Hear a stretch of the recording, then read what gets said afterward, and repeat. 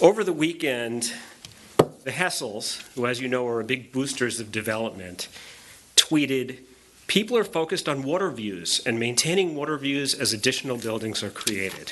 Now, as a co-signer of a lease of a waterfront apartment in Miami with a sweeping view, I can identify with this, but I can also identify with extreme traffic jams.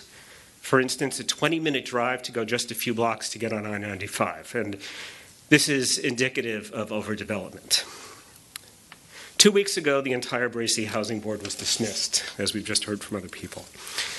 So my question is there a connection between these two events? The tweet about apartments with grand views and the dismissal of the board. Specifically, is this part of a move to privatize public housing that would provide more profit for developers at the cost of residents? Is this a strategy to give commercial developers more control of public assets? Yes. Will this drive long-term New Rochelle residents out of downtown? Yes. So a bit of background on my position of downtown development.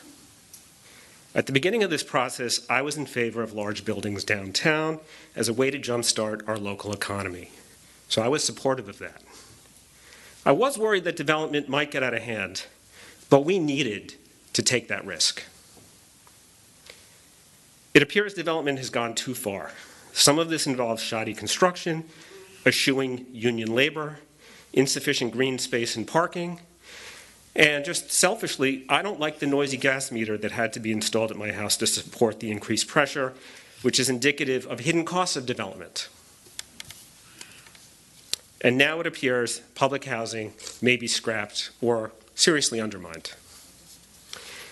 I'm speaking tonight in strong support of community-guided plans for public housing and no more giveaways to private developers. Regarding my last point, we have a critical mass of development that's been completed. It's actually pretty impressive. And for the good stuff, you should take credit for that. But I'm being critical of it because we need to pause. Investors who have not yet built can wait. We need city government to heed the needs of existing residents. We're asking for a pause, or I'm asking for a pause, in new commercial development, and we want real community input, including construction oversight to guarantee quality that will last for expanded public housing that allows long-term New Rochellians to remain downtown.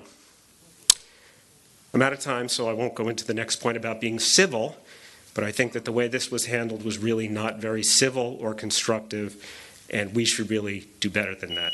Thank you. Thank you, sir.